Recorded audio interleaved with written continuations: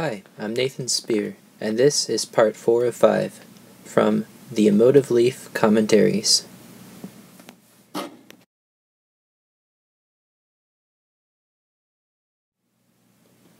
Although originally from Southern California, most of my childhood days was spent on the Space Coast of Florida. My father worked out at Kennedy Space Center,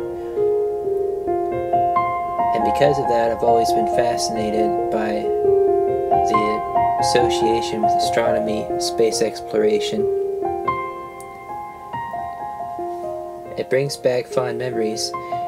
Telescopic is a piece about the exploration, the incentive to discover, perchance to wonder, even for a moment, in one's day.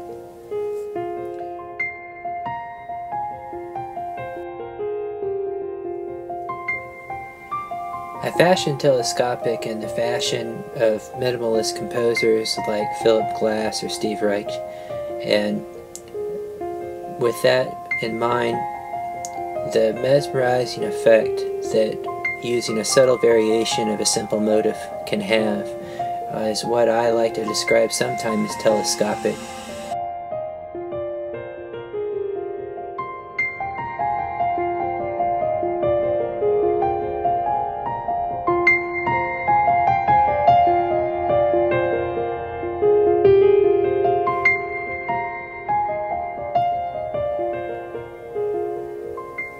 This is one of the unique pieces of the Emotive Leaf, in that the piano performance was virtually a first-time success in the recording. I worked out a few niches and crinkles in the composition prior to the final recording, so there was definitely a little rehearsal involved. But once I hit the record button and played, in the moment that all of this happened, it just came together and flowed out through my fingers. It's one of those beautiful moments that recording artists live for, when something very special happens in the moment and you look back and just wonder how it all happened.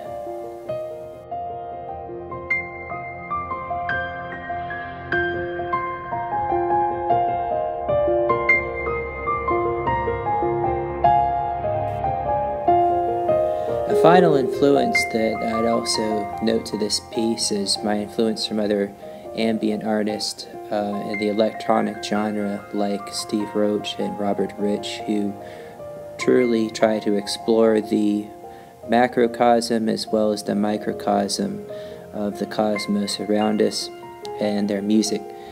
So the idea or spirit, if you will, behind Telescopic for me was the exploration, whether you're refining your perspective on something very small or expanding your horizons to something much bigger.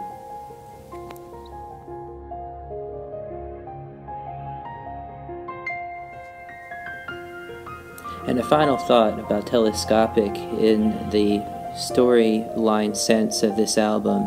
This is a point of discovery, a point of revelation, in which perhaps a character is on the brink of enlightenment or turning a new leaf. A place that we all hopefully arrive at periodically in our life, when things seem to have hit a plateau, we uncover something new. For better or for worse, it's another chance to learn, another chance to discover.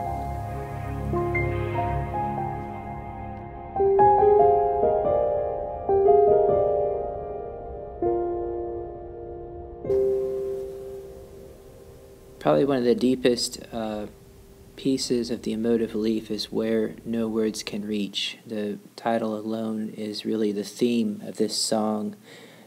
For a feeling, for an experience where words just can't quite express how we feel. And it doesn't necessarily employ anything that's super in the positive or super in the negative, because there are experiences in both realms that touch this point in our heart. It's a place where only the heart can encompass or embrace something.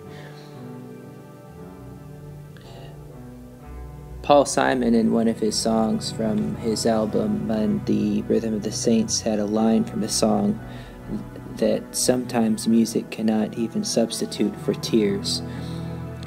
Whether there be tears of joy or tears of happiness, they are the kind of tears that come to us perhaps after we've just discovered something about ourselves, perhaps just after a moment of telescopic introspection inside ourselves. It's a point where no words can reach.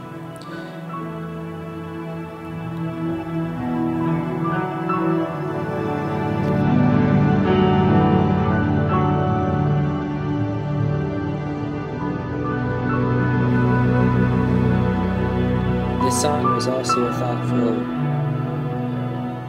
point of reflection for me in the process of making the Emotive leaf, because the slogan for, or the motto for my music this far has been a quote that I put on the website of mine: "For heights and depths no words can reach, music is the soul's own speech," which is an anonymous quote. And I was given this quote actually by a colleague in college years ago. It's stuck with me ever since. Time to time I also reflect where I'm at in my own artist career as a musician, what it means to create music, to create something that's going to benefit somebody else and touch them in a certain way.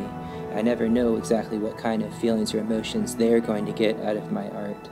And of course, what I'm sharing here is some of the thoughts I had put into it, but where it takes you, the listener, it's another story. And hopefully it's a good place. Or if it's a bad one, it's one that turns into a blessing in disguise. On that note, there was a comment that I heard from a couple people, ironically, in the solo version, piano version of Where No Words Can Reach is a much more intimate experience of the motive with piano. One person described it as a living nightmare. For me, it was not the intention. It was supposed to be more of a cone afterthought, where one looks at a black and white photograph, recalling an experience. But my intention certainly was not to be a negative one.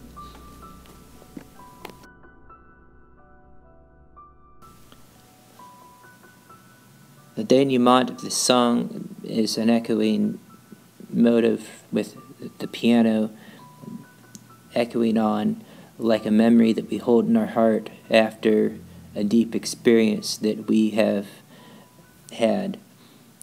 And so for heights and depths no words can reach, music is the soul's own speech.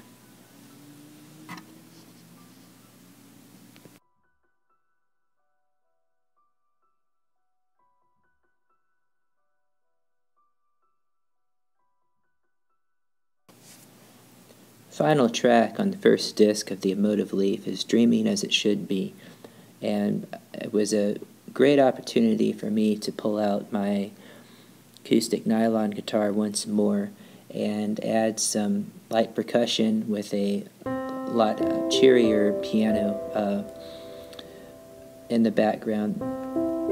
The closing of this story is a pleasant one, a happy one. Not to be cliche or model after a stereotypical Disney film.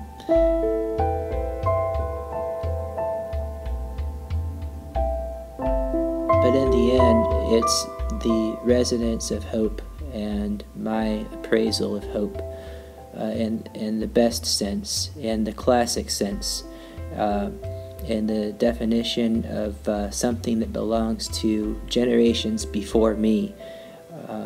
When we have faith in something that gives us a great sense of peace and we hope for good things to come and believe in the evidence of good things that we have before us even now in the present moment.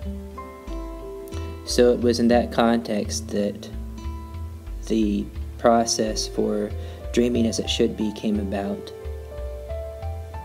Sometimes the ideal isn't always quite as we hope it would be, and we like to embellish our circumstances maybe with things that are a little better than what they really are to make us feel better.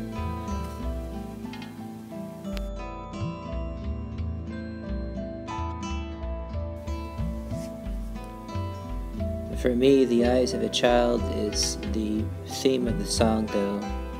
In the end, it sums up the heart of the Emotive leaf and the impetus I had for writing the album in the first place. My own children give me so much light and life each day, reflecting to me what's important to make the most out of what's left of my own life, and trying to continue to see the world through the eyes of a child. And so with that closes this story of the Emotive leaf.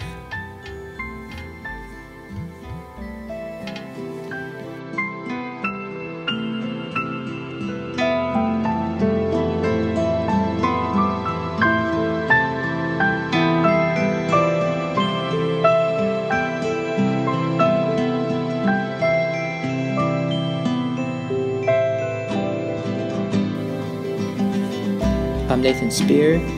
This is part 4 of 5 of the Commentaries of the Emotive leaf. Part 5 of 5 is about the solo piano production of this album, and will complete the series of commentaries for this album.